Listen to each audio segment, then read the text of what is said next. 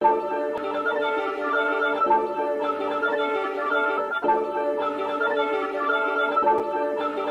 8.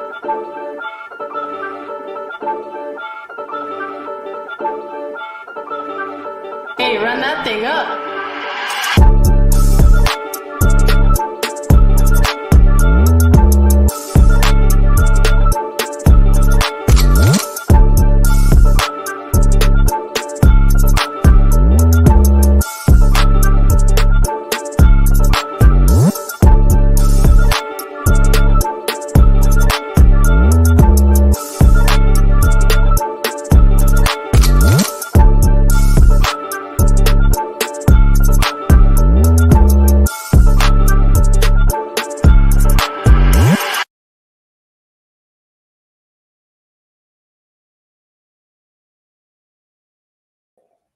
What's good, everybody? Welcome to another episode of the Grade A Show. We are on episode 31.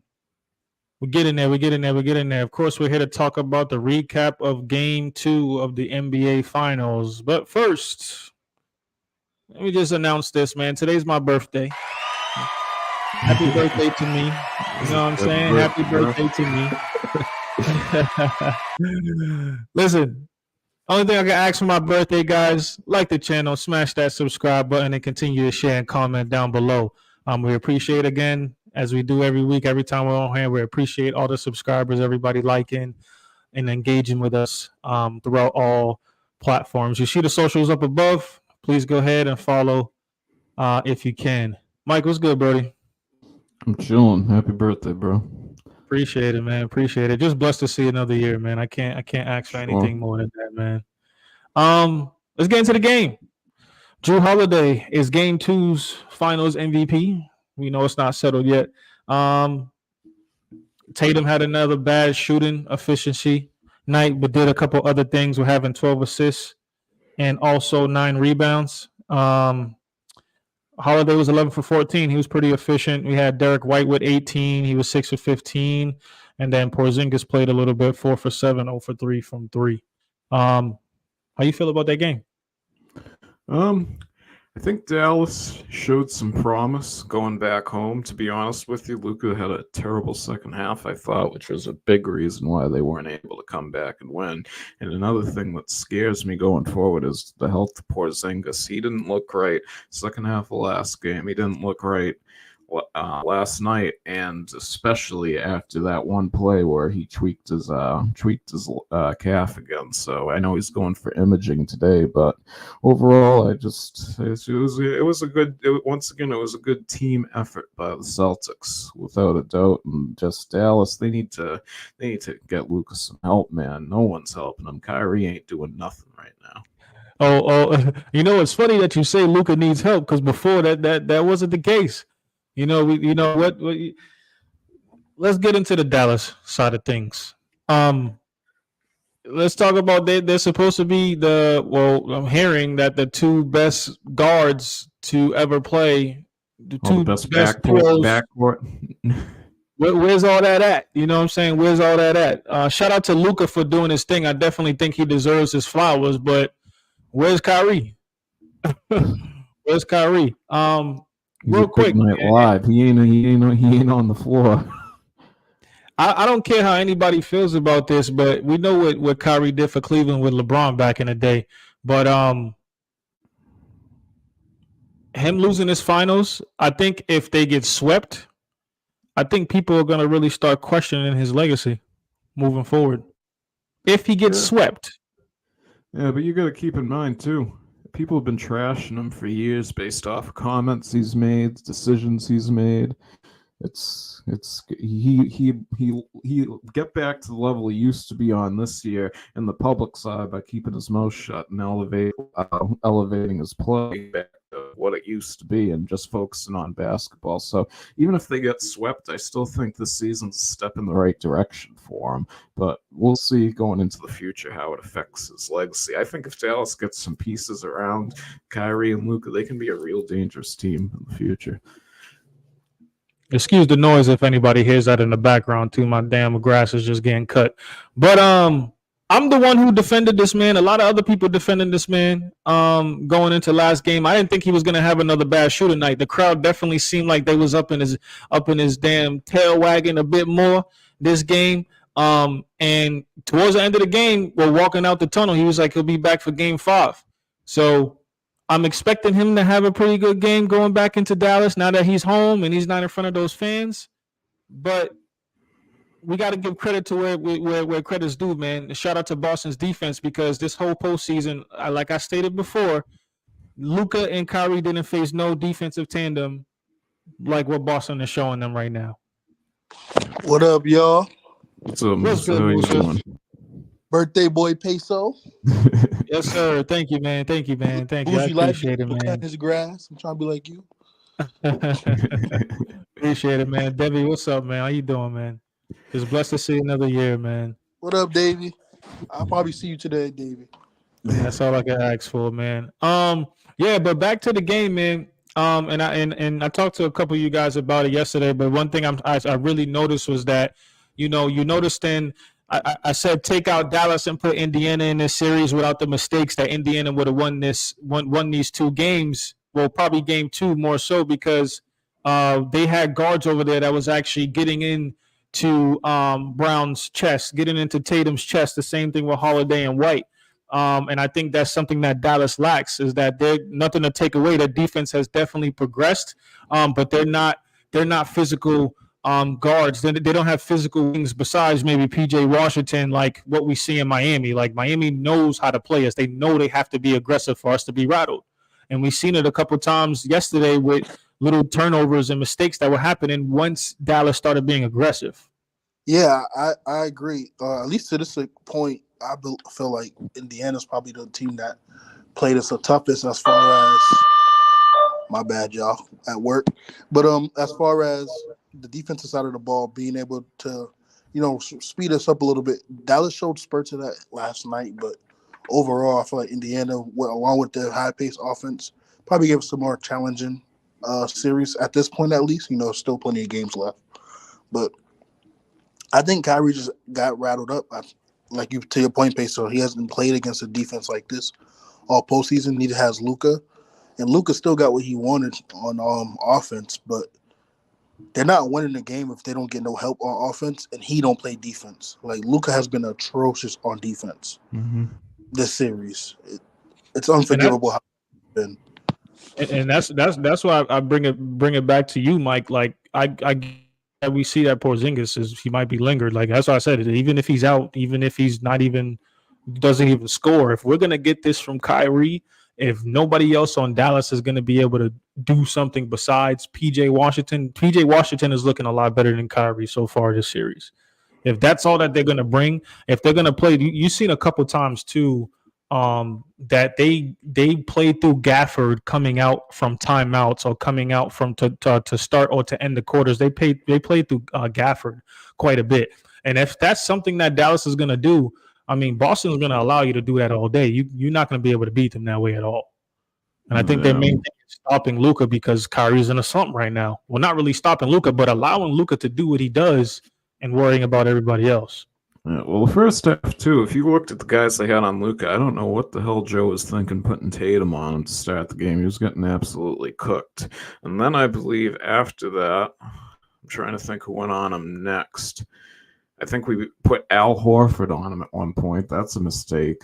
And then I even at one point, I don't even know if it was I think it was in the second quarter, Peyton Pritchard's on him. What are we doing? Are you referring to Luka? Yeah. Yeah, they threw multiple bodies at him throughout the game. I think the time you mentioned Al, I think that's when he got that N1 on Al, which he does a great job of decelerating when he gets to the rim. Then after that, I think that's when they threw Brown on him. Yeah, that was a bad decision. That's when he started to get shut down. One thing I think Joe has been coaching his ass off this series and throughout the playoffs, to be quite honest. This whole season, last night I wasn't a lot big of fan different of him. bodies at Luka, giving him different diets so he doesn't get adjusted. Same with Kyrie. And it's been benefiting a lot. That backcourt in Boston is just special defensively. Like White and Drew defensively is special. And shout out to Dezrick White because Dezrick White has been big in this playoffs. and he's been a key role scoring wise, doing all the little things. People always gloss on his defense. I mean, speak on his defense, but gloss over how well he's been scoring the ball. So I just want to give him his props because I heard on media that he couldn't give you 15 to 20 if need to be in a series, and he's averaging almost 18. So just want to give him in this postseason run overall. I believe it's 18 points. So I just want to give him his credit and flowers. Yeah, the thing is, too, with Joe, how I was not a big fan of, too, is he finally adjusted in the second half, was playing Tatum at the one on offense. Shouldn't be doing that. Put Derek White up there. He did it the whole first 3 quarters of the season very well. They started doing this Tatum thing later on in the year, and that was a big reason of why they played better in the second half. I disagree with you. I think the reason why he's having Tatum at the one is because of the gravity he's bringing in with the ball in his hands to start the offense. If you looked at it in game one more, Dallas did less of it last night, but in game one particularly, they was doubling Tatum at the top of the 3-point line. A lot of times they allowed Tatum to run the offense because he's going to gravitate more of the defense to pull in, and he's going to get allowed the kickouts. There's plays where Tatum has the ball in game one and in game two, where the weak side's so focused on Tatum, they're leaving the weak side corner open. And then now it's a swing. Or last night, Tatum will drive left. Luka will help. Drew gets the easy left corner 3 open. So I think it's schematically it's working against Dallas in this series, particularly when they put Drew in a dunker spot because Tatum now drives, they collapse, he gets the easy backdoor pass to Drew. Which is why they went 20 or 27 last night in the paint alone. 18 of Drew's 26 points was in the paint, and a lot of it came off the driving kicks to Drew from Tatum.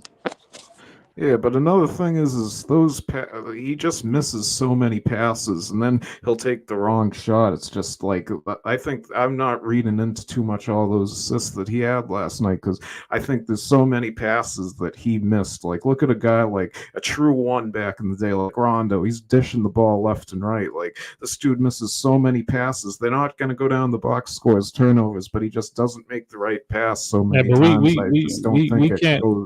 We can't. I'm not saying you are comparing him to Rondo, but that's not somebody at all. Yeah, that what I'm saying, like Tatum is just now starting to develop and realize what he could do with assisting the ball. So I think that mistakes is going to happen. I'm not. Go ahead, Musa. Oh, I was saying I agree with both of you guys. Yeah, I'm not making it an excuse for Tatum. Because, right before we started the show, Mike, I'm like, yeah, like the man could have easily had 20 assists a game if he made a couple more. Like, it was a couple of little key passes and stuff that he could have made that I just felt like the game was a little rushed for him and stuff like that. But, again, like I stated before, it's a good problem for the Celtics to have, knowing that he could have a bad, efficient shooting night and they still pull out the win. That's another reason why I think that Dallas really doesn't have a chance because it's just too much. But it is good to see Tatum do the other things because last season, 2 seasons, 3 seasons, ever since he's been in the league, he's only been focused on scoring and not the other things. So I think if he definitely continues to work on this game with him rebounding more, with him assisting more going forward in his future, I think he could easily be a triple-double machine, at least close to it, with 11 rebounds a game and like 8 assists a game. I agree because, like Mike's point, he's missing some passes that, as more reps come in, he might make the read a little sooner. But if he's making those passes, he probably got another double-digit assist game in game one. Then he has a triple-double. Mm-hmm. And right now they're saying Tatum's the betting favorite or is the leading candidate for the Finals MVP. I see some people having pushback about that, but I necessarily don't really disagree with it, considering what everything he's doing besides scoring in the series. I told him, yeah, Mike, let me know if you agree with this because I talked to Musa about this yesterday. It's funny how now we're complaining about Jason Tatum's, not saying we are, but everybody's talking about or shunning down on how, Tatum's not a scorer, he's not efficient. Everybody's talking about that now and not the other things that he's doing now with assisting the ball and rebounding ball versus a couple years ago, last year, 2 years ago. He's scoring too much. He's not passing, and he's not rebounding the ball. He's not doing the other things. Well, here's my thing with him. I say take 15 field goals a game. I think that's the money spot for him. I don't need him to be a scorer. I'm cool with that.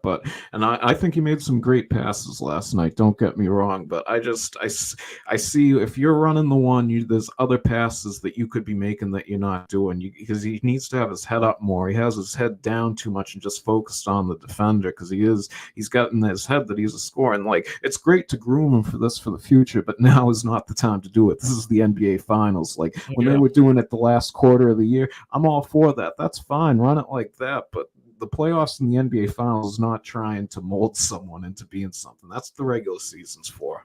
We can wait on it. Yeah, one thing I definitely do want to see different from him is just not shy away from contact. And he's gotten better doing it. But with driving to the basket, man, he's 6'9", 230 pounds. He could easily keep that ball high and dunk on anybody that he wants to. And he's been a lot more aggressive this season and in this postseason as well. I just think when he gets those, easy layups to the basket, sometimes he fades away from the contact a little bit and try to get the bucket in the rim and stuff like that. But I mean, definitely shout out to him for doing the other things and stuff like that, rebounding and assisting. And he had a couple, again, people aren't talking about the defensive possession that he had against Kyrie with that steal from the wraparound steal that he had on Kyrie. Same thing in game one. A lot of key things that Tatum was involved in defensively. Like, yeah, he was out there getting cooked with that Luka matchup in the first half, but I think it was smart by Mazzulla just throwing different bodies and different things at both Kyrie and Luka. So like Musa said, they don't get adjusted to, okay, this man's guarding me all game. I definitely think that's something that Dallas is seeing different because the specifically OKC wasn't able to switch with everything on Luka and Kyrie like Boston is and stuff like that. So White was huge. Holiday was huge. Defensively, I know everybody's giving them their props, but I don't think it's enough. And that's why I said, man, it's not always about the box score. And Drew Holiday came out with 20, 23, 26 points. And it's like at this point, like who's next? Like White's due for a big game. Jaylen Brown's still due for a big game. The same thing with Tatum. So as Musa was saying about the betting odds earlier, I got him up right here. Tatum's at plus 125. Jaylen Brown is very close at plus 175. But we look at Drew Holiday at plus 750. I think I got a $50 bonus bet. I'm probably going to put it on Drew Holiday because I think Tatum's going to fall back this whole finals to make sure they get the win, and I'm cool with that. Because last round, as I said the other episode, they were Brown was 10-1 going into the last game against Indiana, I believe, and he ended up getting it. So it's a good opportunity for money there. Because, like, quite frankly, if you ask me, I thought Tatum had a better game one than he had last night. Because don't get me wrong, he had a good second half, but I just liked. I'm cool with the 6 turnovers that he had in game one. I thought there was too many missed shots last night, too many missed passes, and on the defensive end, he wasn't great. Because we look at Ant Edwards last round, he had a lot of games where he was close to a triple double, but he still did not help his team out from all the missed shots and the turnovers, because even though he's getting all these stats across the board into double digits, there's just more that he could be doing, because just getting the stats isn't everything. If you could make the right pass, the right play, better on defense, that's going to equate more than just getting those assists. I think Tatum played better last night than game one because he cut the turnovers in half. I will say him going 6 for 22 is not good, obviously, but there was some bunnies he missed. I'm not even talking about the jump shots. Like I know exactly what you're talking about. He had some good looks at the rim, but he just put too much on it, or he didn't have enough touch on it. So, and those are like just mental stuff, like thinking that they're gonna be in the paint and be more dominant on the defense at the rim than usual. So I think he can clean that up. They haven't lost a game on the road, so I expect them to come out and be more strong. Him to be more strong offensively. I kind of jinxed him. I said that was his first game under 20. Well, look at that. Last night he was under 20 again. But I think his impact with everywhere else has just been so key. But yeah, he has to be better with finishing at the rim, no doubt. I just love how aggressive he was, even though he wasn't making shots. If he makes 2 or 3 of those layups he missed, the whole trajectory of the game could be different for him specifically. But yeah, I think he had a better game, but he still needs some things he needs to clean up on. Yeah, a lot of those that he was driving the hoop and missed on too. If like I noticed at least, there was Holiday was open a lot in the corner. White was open. There was times where Brown was open, and even Porzingis was open. I love him attacking the hoop. Don't get me wrong, but I'd rather see him make the pass than try to go with 2-3 guys in the lane because he was not finishing last night. Like try it a couple times, but if you don't get it after a couple times, you got to switch it up, man. Yeah, I think the problem with Tatum still is that, if you notice when he drives to the basket still, like you said, he has his head down, but he's looking to score. He's not really looking to pass and stuff like that. That's the problem. He should have both. He should be looking for both options. It's like sometimes before he gets too deep in that paint, he should already have his decision in mind by the time he hits that free throw line of what he's going to do. Because a lot of times when he gets in that paint, he's doing those like jump passes when he's like in midair and stuff like that. And that sometimes that causes most of his turnovers. But I definitely think he had a solid game two as far as doing the other things. I think he's due for like at least a 25 to 30 point game, at least one of these games. And I think it will be the next game in Dallas. But we'll see. I feel like we're not talking about Kyrie enough. 7 for 18 again, 0 for 3 from the 3, 16 points. He facilitated the ball a little bit more in 41 minutes. Like I stated before, Dallas is not winning the game if this is how Kyrie's going to be playing. And that's just what it's going to be. So it's funny you say that about Tatum. I think he's going to have a much better scoring game next game too. But with that coming in, I got the Mavs next game. And the thing with Kyrie is with those two guys, they're playing two-man basketball. Like last night, there was a little bit more incorporated of other guys, but with that two-man game, it's easier to lock Kyrie down than it is Luka because Kyrie. When you pressure him, he's not gonna make as many shots as Luka does. So it affects him more than it affects Luka per se, I think. But what do you think? Do you realistically think that Derek White and Drew Holiday or Jaylen Brown specifically is going to let up on Kyrie to even let him try to have a good game? Because they've been in his chest for these two games. And I understand everybody talking about, now they're going to be in Dallas and he's back at home. He's not going to be dealing with the crowd no more. But, okay, what does that mean with the personnel? The personnel is still the same. And the Celtics is up 2-0 right now. And I think Dallas might steal a game, but I just don't see Kyrie. I don't see where the efficiency comes from him. I honestly don't know if Kyrie will have a good game next game, but I still think Dallas is going to be able to pull it out. And another thing is we got to remember the NBA does not want to sweep in the finals. They're going to want to extend this series. So I think if they're going to give Dallas the calls and try to get them a win in one game, it's going to be the next game. It's not going to be game 4. They don't want it to go down 3-0 and that just have them go 3-1 to end it in 5. Yeah, I'm kind of iffy on this. Because we haven't had Scott Foster yet. I'm sure he's coming next game and he'll work his magic. I don't know, man. I think just the way how it's been looking game 2 defensively from Boston, I don't think Dallas is going to win game 3. I just don't. Luka's going to do what he does, but again, like Kyrie 16 points. PJ Washington had a little bit of a better game. The same thing with Daniel Jones and Gafford too, but it's not enough. Derek Lively 1 for 3, 2.7 rebounds. Like, yeah, we could say that he's a rookie all day, but he's not nowhere to be seen like he was in these other series with the Clippers and OKC and stuff like that. The Porzingis injury, that's what really worries me the most, too.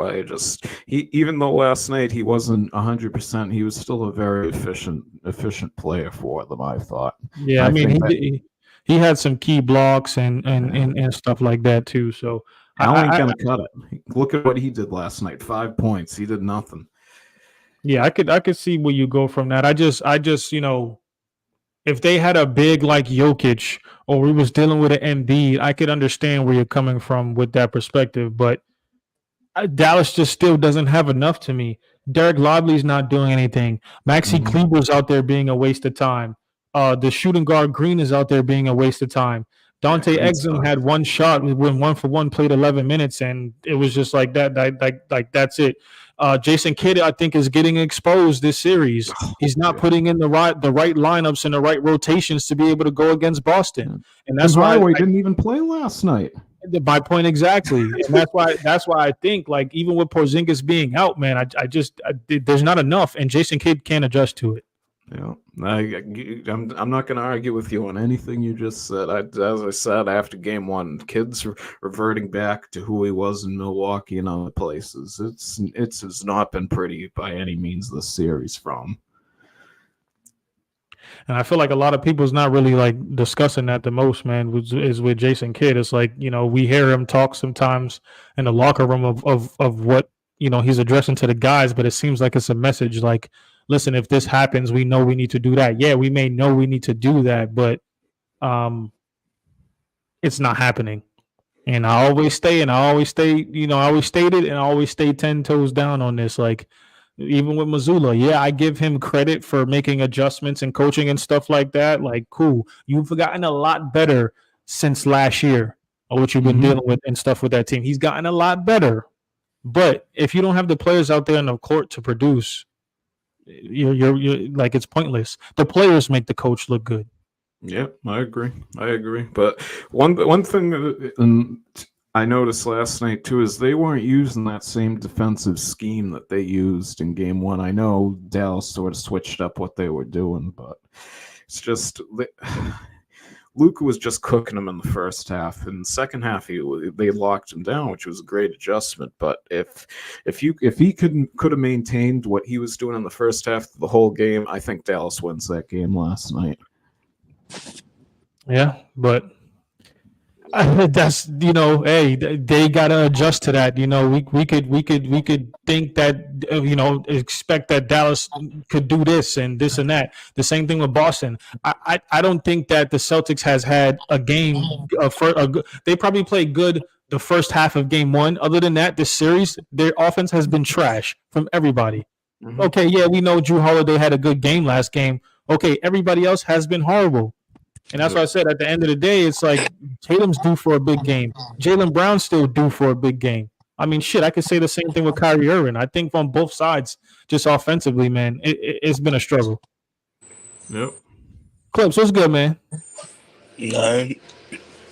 What you feeling like, man? What's up with your boy Kyrie? 7 for 18, 16 points. Game 1, 6 for 16, 1 assist. He's chilling, bro. This was Kyrie from the first and second round. Like, I don't understand what y'all thought this was gonna be. What you mean he's chilling? What you mean he's if chilling? If you don't put no fire underneath that boy ass, he ain't gonna show up. He ain't gonna play, bro. He gonna have probably one good game at home, but that's it. This is over. It's over. So what was Boston doing? Boston fans wasn't lighting the fire up his ass? I just don't think he want to be here, bro. I don't think he like this. He's on his inner peace run, bro. He's trying to be peaceful. He ain't trying to be hectic kind, bro. Like, I don't know, bro. This junk is looking like he getting clamped. I'm being honest. I already told everybody this was going to happen. So, like, one way or another, it's going to look like he's going to come out with like 18. He got average around like 17, 18 points in the finals.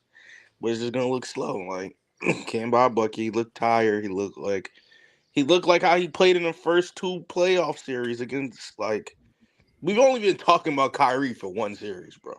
And that was the Minnesota series. Before Minnesota, he was this. Well, after in the whole month of March and moving forward, Kyrie was definitely averaging damn near 30 points a game. He was putting up the same numbers as Ant Edwards in the regular season. Yeah, they said the only issue they used to have with Kyrie Pride was that he will start the game off hot and then be pretty much cold the second half. And they was during the first few rounds, it was like they just want him to be a little bit more consistent second half because he's always good to go first half. But yeah, listen, I'm saying that to agree to your point. I'm not saying you guys said this, but this is supposedly everybody was talking about in the media, talking about this is the best duo offensively, however you want to put it, to ever play in the NBA. And I agree with what Kyrie said. We need to chill out because we haven't won anything yet. How much was he averaging in the first round of the playoffs? Who they play? The I Clippers. could check. They play the Clippers. I'll check right now. I know in the series against OKC, it was between 25 and I think I have to look it up and see. But let me ask you this, Clips. Do you think that, and this is how I feel. I think that given what Kyrie did in Cleveland, if the Celtics were to sweep Dallas, I think this is people are going to be talking about how they're going to be questioning his legacy moving forward. If he gets swept, if he wins at least a game, and not just him, if Dallas wins at least a game, if he loses in general, we question his legacy regardless. It don't matter. When you got to win, you got here. You got to win. You're not gonna win. We question that. That's an asterisk on your legacy. You lost. I think it's even worse that if they lose and then this is the performance. This is gonna build to the you can't win without LeBron narrative, and I'm fine with it. So Kyrie averaged 26 points, 6 rebounds, 5 assists against the Clippers. Exactly. So I'm not when we say that he's just chilling, I'm not hearing that shit. This is the finals, bro. You did a lot better first round, second round, Western Conference Finals. What the hell is going on?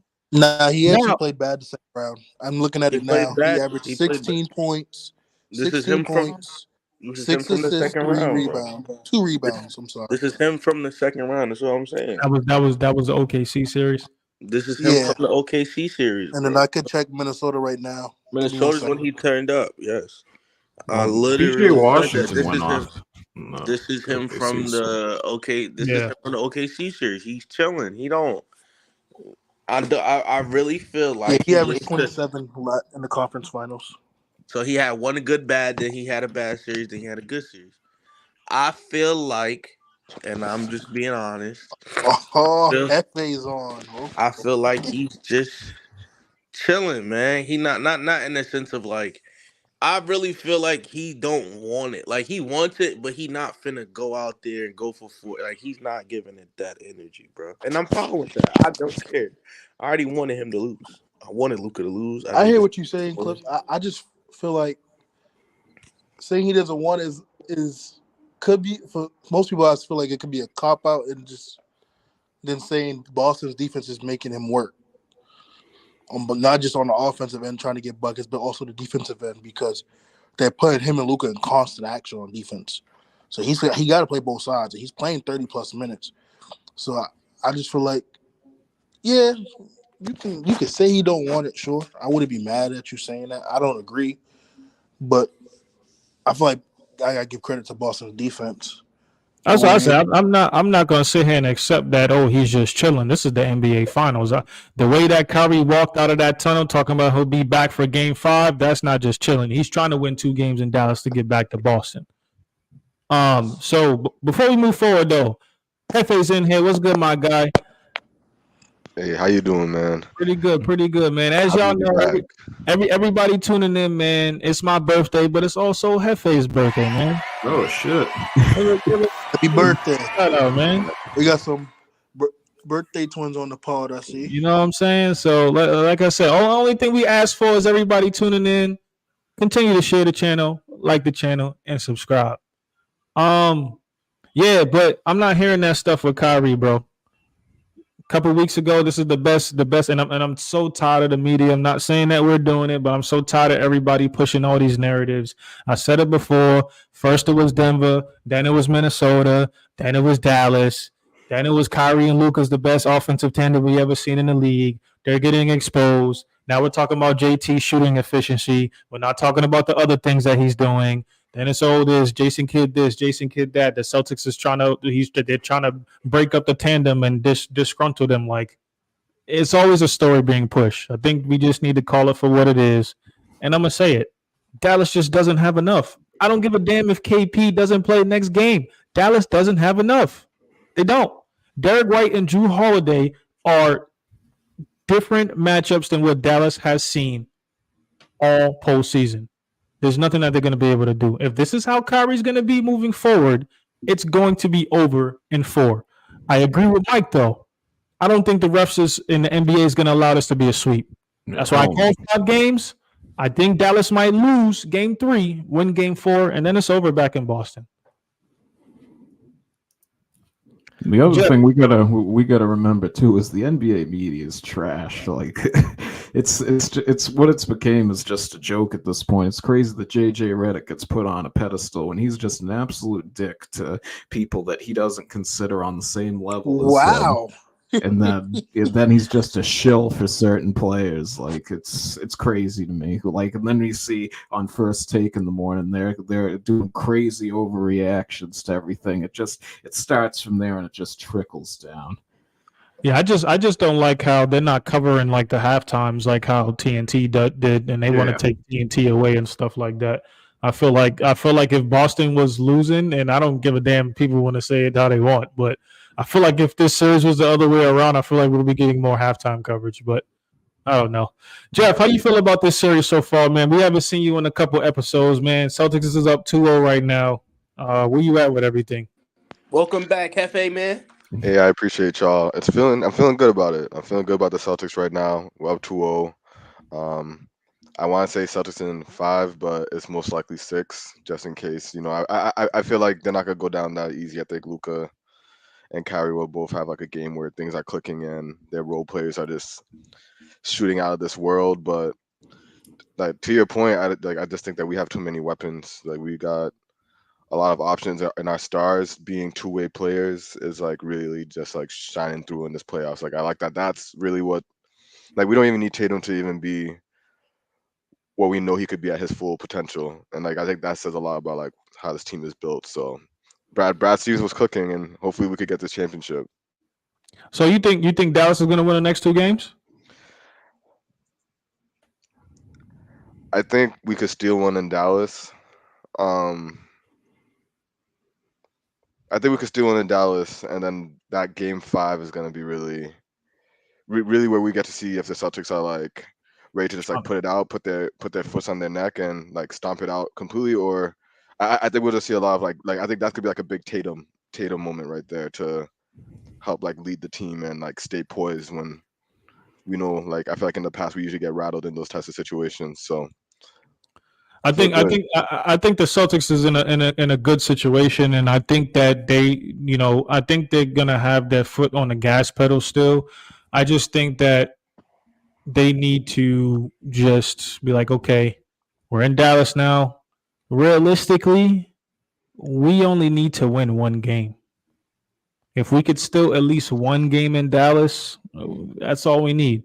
I think Kyrie's due for a big game. He's going to be back at home. I'm really anxious to see how he is in Dallas, though, because I don't know. That would be kind of wild to me that he's doing this in Boston and then goes over to Dallas and shows out. I don't know. I don't know. Maybe he just really got something going on to where he's back in that arena where it's really affecting him. And I try not to believe into that stuff because I have Kyrie on very high standard, very high level. I think his mental is like I really think he is evolved so much, especially with him getting older, to where like all that stuff was behind him. But I guess really not in this situation as far as what I saw. So, do you put that on Kyrie, or do you like give that credit to the Celtics defense? I mean, I put that on Kyrie because it's Kyrie. Like, I'm not taking away from the Celtics defense or Drew Holiday and Derek White. I think they've been huge, but we're talking about Kyrie Irving here, arguably the best ball handler we ever seen to play in the NBA, in my opinion. Able to get to the basket on anybody. Freaking phenomenal from mid-range, phenomenal shooter from the long ball and stuff like that. So we're talking about Kyrie Irving here. We ain't talking about Joe Schmo. You know what I'm saying? So, yeah, I put that on him. And to see him do that, what he did against Minnesota, yeah, Minnesota's not Drew Holiday and Derek White and stuff, but we're talking about Kyrie Irving here. We expect more from you. It's okay that you want to go this efficient and not score as much, but you're only take more shots. You're a scorer. Like, take more shots. If you're not game 1, you barely got anybody involved, but you only take 18 shots.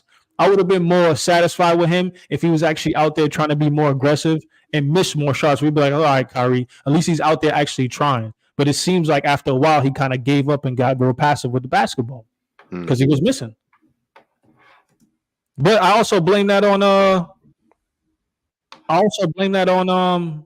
Jason Kidd, because Jason Kidd wasn't making good adjustments to try to get him easy buckets and easy shots. So there was nothing. Boston was switching everything, and there was nothing that Dallas did to adjust to be able to get Kyrie Irving on a big, to be able to get Kyrie Irving on a one-on-one matchup with Al Horford. You see that a lot, like you did in Game 1. You've seen it more in Game 1.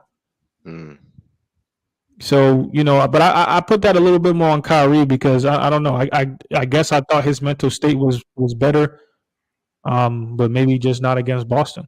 So I think it's on both of them. It's on the Celtics defense and Kyrie. I think both play a factor into it.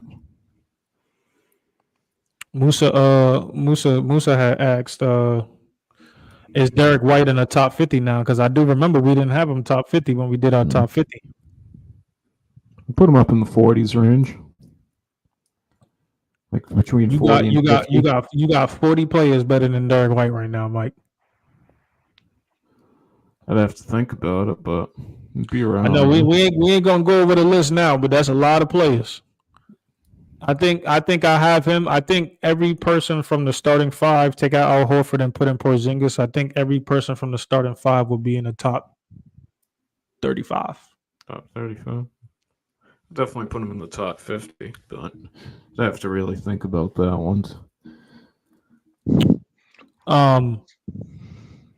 Yeah, but like I said, man, I just don't think Dallas has enough. I don't. Shout out to Mazzulla. Like I said earlier, he's been making a lot more adjustments and stuff like that. And shame on Jason Kidd. Jason Kidd doesn't know what to put out there on the floor. And if they're gonna run the ball through the bigs, if they're gonna run the ball through PJ Washington, you're just working into Boston's favor. I will say this. I'm not gonna say shame on Jason Kidd because he don't got nothing to put out there. What you mean he doesn't have nothing to put out there? Okay, right. When you think of the Mav roster, right, where does the production stop when you hit the bench? Besides Derek Lively, who on that bench is really productive? Tim Hardaway was the starter, so he lost the starting position to Derek Jones. He could play. He could play Tim Hardaway Jr., which I don't know why he's not playing. He don't stick defense. Neither is Dallas. Apparently this series, but they need scoring, and he's the best scorer they got off that bench. But they don't want to replace defense with scoring. But then he hasn't played all, and for him to score, he has to catch a rhythm, which he hasn't played all season. These are professionals, though. They gotta be ready. But at the same time, you gotta look at it this way too. Kyrie, but they're gonna have to pick their poison. Because the game, like last night's game, was close. If you give THJ a chance and he gives you like 10 to 15, that might be the difference. He ain't giving you 10 to 15 if he hasn't touched the court since the first round. Derek Lively hasn't been giving you anything either off the bench this series. PJ has probably been the best player this series so far in the 2 games. Yeah, I'm not gonna sit here and say that Dallas doesn't have enough. I definitely think they That's do. They don't have enough, bro. Besides that starting lineup, and you can't even say that starting lineup because when you go piece for piece, Derek Jones does not match up with Jason Tatum. So again, they don't have enough from a defensive expert. Yeah, they don't have. They just can't. They don't have nothing to throw out there. You just said it. The Josh Green kid, the Hardy boy. None of them are really defensive or offensively sound to do anything. Tim Hardaway lost his starting position to a defensive 3-and-D wing, which was Derek Jones. He hasn't played all playoffs, so he's not going to be in rhythm. It's bad for you to throw a player in the finals to find a rhythm to score. I agree with that point. But that's why I say shame on Jason Kidd. Yeah, they shouldn't have swapped him out in the first place. I think when you look at Dallas's bench, the only 2 players that can legitimately get their own buckets would probably be Hardaway and Hardy. So you're not getting nothing from Lively so far. Gafford gave you something yesterday, but at the same time, like Cliff saying, then they got to play defense. Well, it's the same situation with Kyrie and Luka. Like they're there for offense. Luka's give you the offense, but they're horrible on defense too. So Kenny has to pick their poison, which goes back to the ultimate point. They just don't match up well at all against Boston. I thought Dallas played decent defense last night myself. I don't think Yeah, they had they had some a spurts game. where they sped up. They have some spurts where they sped up on Boston. Overall, I just don't. They don't match up. It's kind of like Dallas and Minnesota. It's the matchups. They don't match up well against Boston because they have to account for every player on that offensive side of the ball for Boston, and they don't have the defensive pieces schematically to play that. I feel like I feel like a lot of people's not mentioning too. The Celtics only won by 7, and Luka missed like 4 pivotal free throws throughout the game. They were what, 5 for 11 in the first half as a team. Yeah, I believe. so I mean, just Daniel Gafford is already not a good free throw shooter, but Luka makes all those free throws. This is a way closer game than what it was going down to the wire last night. The way to beat Dallas too is guard the perimeter. The Timberwolves didn't do that at all. Celtics have done it very well. That's a big reason why they're up 2-0 right now. But back to Clip's point with the whole rotations and who they got, and we haven't seen Tim Hardaway since the first round, but I mean, shame on Jason Kidd. As I say, shame on Jason Kidd. You're not using your rotation. You're not using who you have.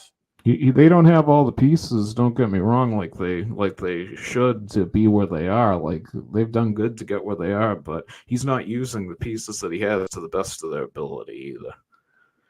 Do you guys know if like Dwight Powell's hurt? I know anything about him? The big from Dallas.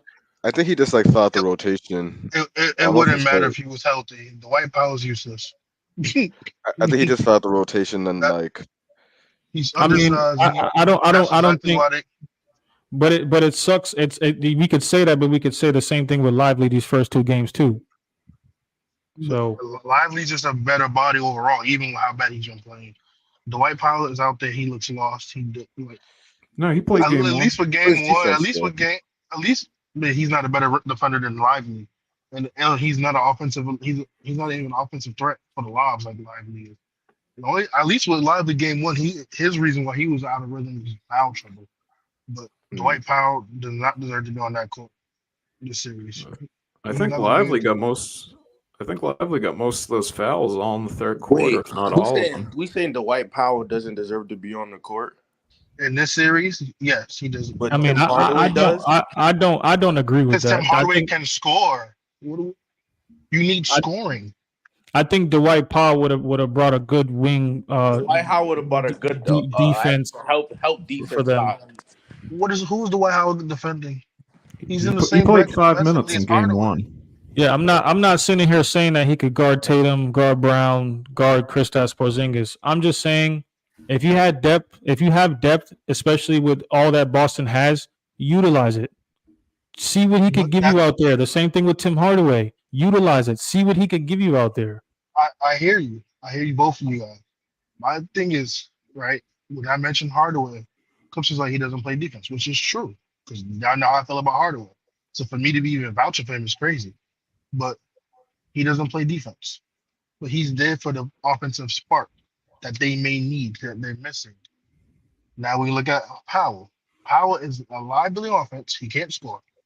And he does not play defense, which is why he got kicked out the rotation because they needed another big to play defense. With him being undersized at that, he's not a good rebounder at his size, and him being undersized. So you're undersized big, who's not good on defense, who doesn't really rebound. You're going to be a mismatch on the perimeter and the switches, and you're not giving no offense.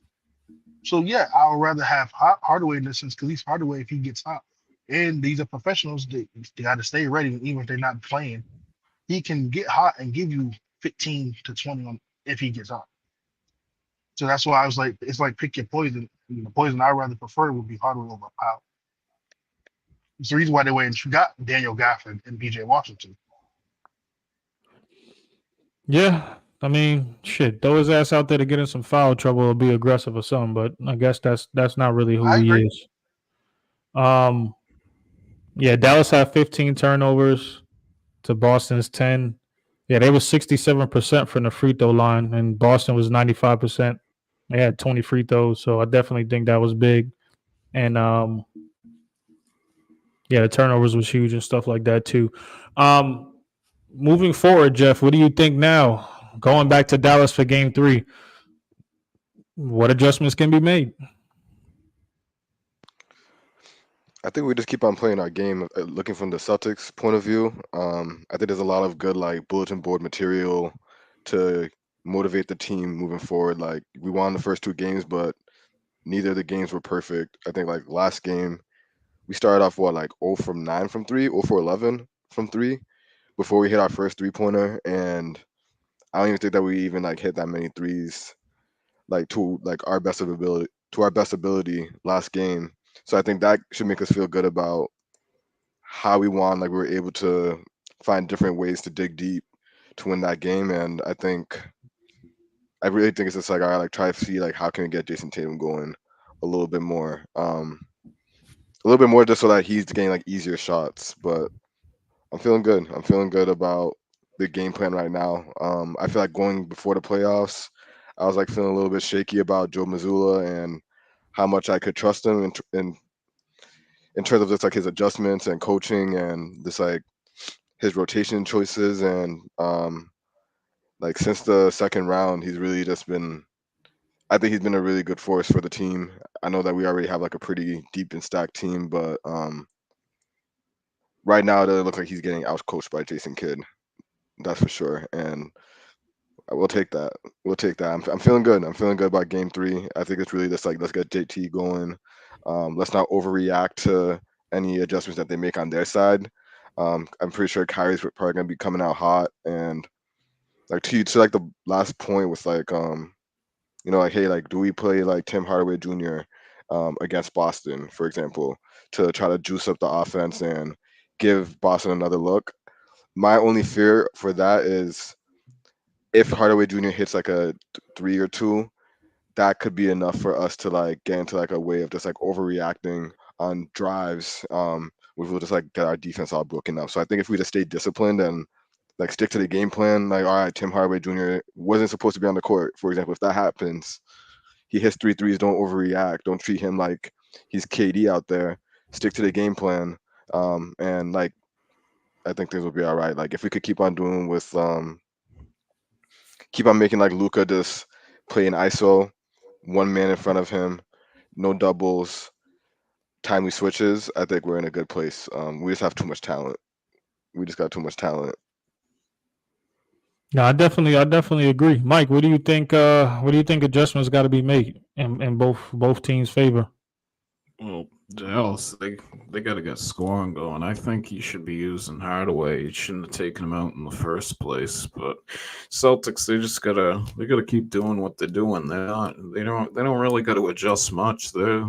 It's a big thing. Is I know KP's getting everything done today. I think his health's got to just be a huge factor going into the next 2 games because they're playing pretty solid defense. Celtics, and on offense, they're getting a good group effort there. So just keep doing what you're doing. But on Dallas, and they need to find a way to get some scoring. They played decent defense last night, but you got to get some points from other guys. They got to stop missing free throws too. That's a huge Achilles heel for them the past 2 games.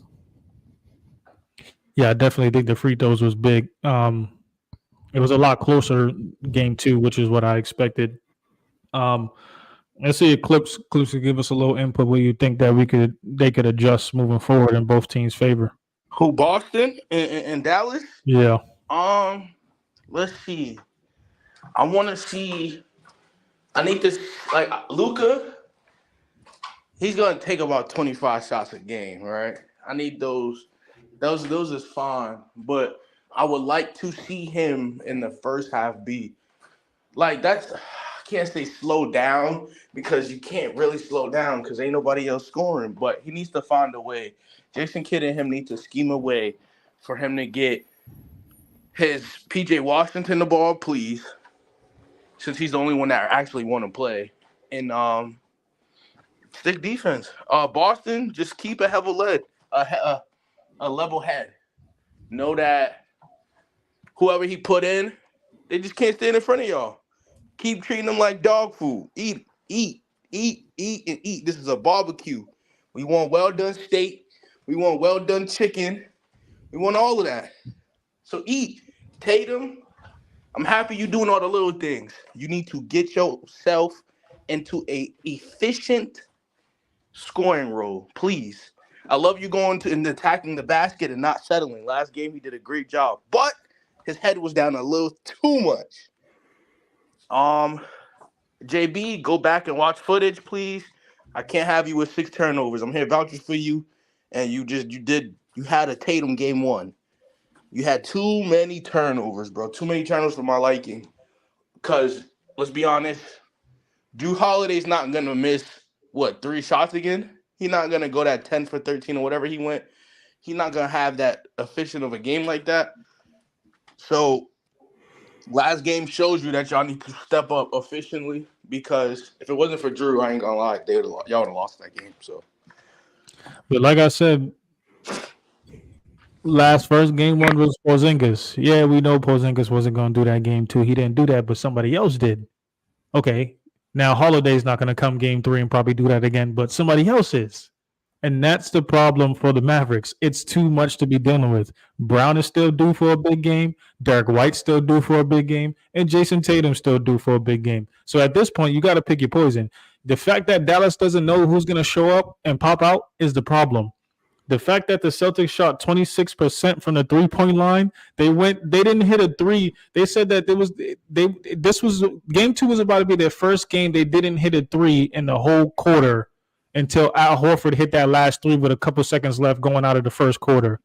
It was the first time that they didn't hit a three in the whole first quarter in the whole season. So 26% from the three, and they was looking how they was looking until probably like the second half. What the hell could Dallas do? The Celtics haven't been playing good, in my opinion. Besides defensively, defense has been helping them win these games. Offensively, they've been playing like dog shit. And I just call it for what it is. Yeah, Porzingis popped out. Yeah, Drew Holiday popped out. But Dallas got a lot more adjusting to do than Boston does. The fact that Boston could still make all these mistakes, have these guys with these turnovers, shoot so efficiently from their best player or second best player in Jason Tatum, and still come out and win these games is kind of crazy. Well, we don't need Tatum to try to score more, though, because if that happens, that can sink the team real quick. I'll say this, so I'll keep it brief. For Dallas, Kyrie needs to just get going. It's really that simple. Kyrie had anything of what he's done in the first series, they probably won last night. You need more scoring off the bench. Hardy, I need Hardy to step up because he's getting them. Damn, Musa might be breaking up a little bit. It sound a little far away. I need Exum to just sit down and need to play Tim Hardaway. I don't know why Exum's out there playing. And Luka just got to keep doing what he's doing. I'm trying to pick him apart. Yeah. Well, okay. For Boston, I would just say keep doing what you've been doing. Just got to limit the turnovers and just make shots, honestly, because they're getting everything they want on offense. They just need to make the shots and convert. Tatum needs to just keep playing his game like he's been doing the last 2 games. Just cut down the turnovers and just make bunnies off the rim, honestly. I feel like if he can get some of those to go, the efficiency will be a little bit better. But he's doing everything else that he needs to do. JB, just keep doing what JB's doing, being that voice in the locker room and on the court.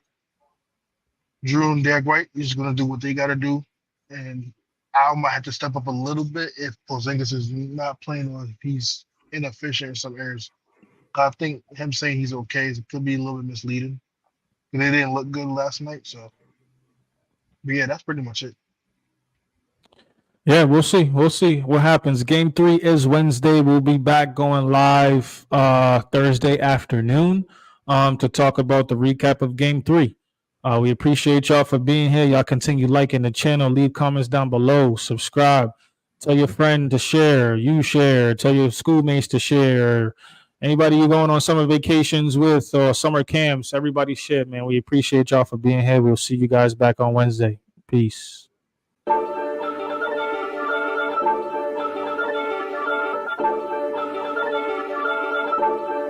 Grade A.